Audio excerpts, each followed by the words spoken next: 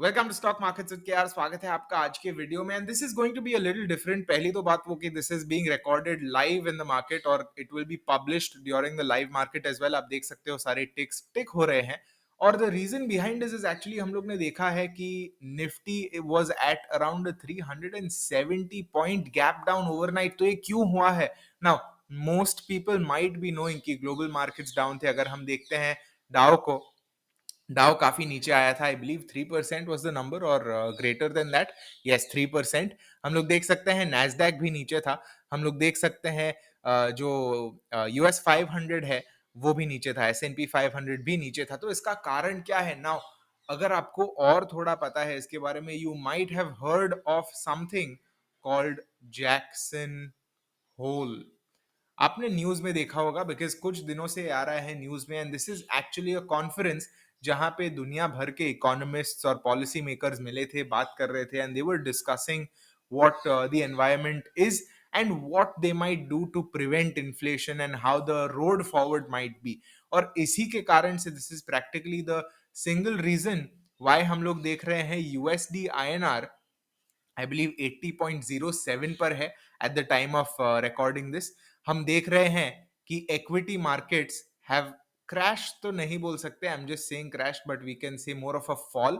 और हम देख रहे हैं यहाँ पे कि ओवरऑल जो सिचुएशन है वहां पे थोड़ी सी अभी अनसर्टेनिटी आई है and this is because of this one event. इसका रीजन क्या है? बिकॉज आपने ये वर्ड देखा होगा, हॉकिश स्टांस लिया है लोगों ने। So first let me give you some background की जैक्सन होल क्या है and I make sure that this is a very quick video, so end तक बने रहना। नाउ आपको अगर जैक्सन होल के बारे में जानना है, आपने सुना होगा एक जगह डेवॉस के बारे में। Now what is Davos? Davos is basically this place where people gather, they meet, they do business, they discuss world events in a way. Davos के जैसा ही है जैक्सन होल, यूएस के वायोमिंग में है। और ये जैक्सन होल जो है यहाँ पे कई सारे इकोनॉमिस्ट्स और पॉलिसी मेकर्स मिलते हैं और डिस्कस करते हैं कि उनके इकोनॉमी में क्या सिचुएशन है, उनके कंट्रीज में क्या सिचुएशन है और वो कैसा पाथ करेंगे आगे चल के। फॉर एग्जाम्पल हमारी जब भी आरबीआई पॉलिसी निकलती है, अभी हाल ही में हम लोग ने देखा है that typically we see rate hikes, right? We see rate hikes that are happening, whether it is 40 basis points, whether it is something more like 50 basis points, or even if it is 20-25 basis points, ये rate बढ़ रहे हैं। क्या बढ़ रहा है? ये interest rate बढ़ रहा है।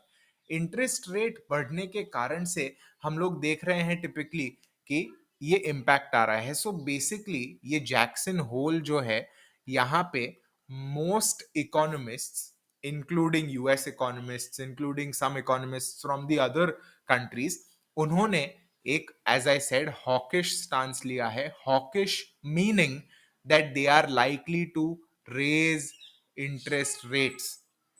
इंटरेस्ट रेट्स पे बुलिश रहना मतलब हॉकिश होता है इन अ वे।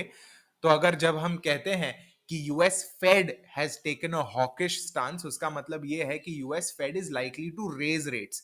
उसका ऑपोजिट होता है डोविश, जिसका मतलब है rates are likely to go down.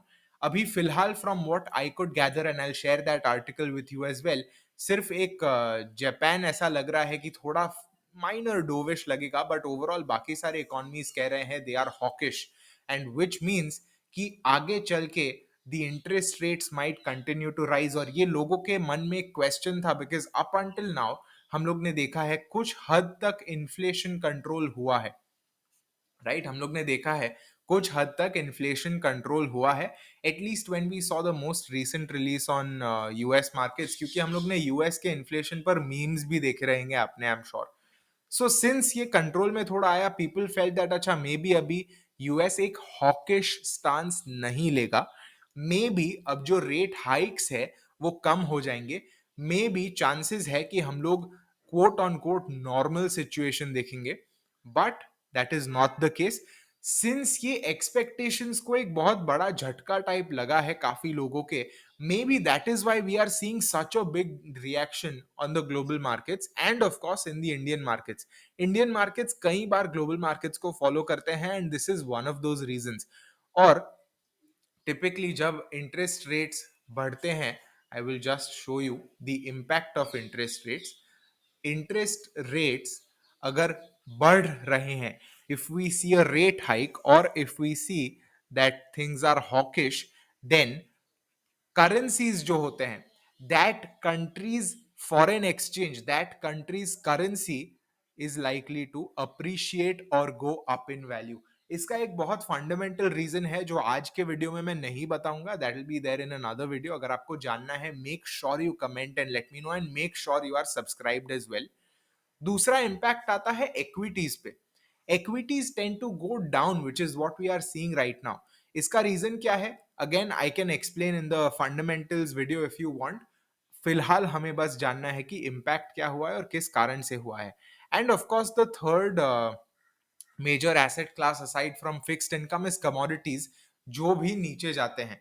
And that is why if you see DXY is up. DXY क्या होता है? Dollar index, which is why USD INR is up, right? Dollar is stronger. Equities नीचे है, which is why we are seeing US 30, US 100, US 500, Nifty 50, and etc. all falling. And commodities are down. So अगर आप gold देखते हो, gold has also fallen a fair bit. So this is why what is happening in the world is happening. And I hope कि आज के ये video में आपको कुछ नया वैल्यू मिला होगा. आई होप आपको कुछ नया जानने मिला होगा. आज के लिए इतना ही, and I will see you in today's daily market analysis. Thank you very much. See you. Have a great day ahead.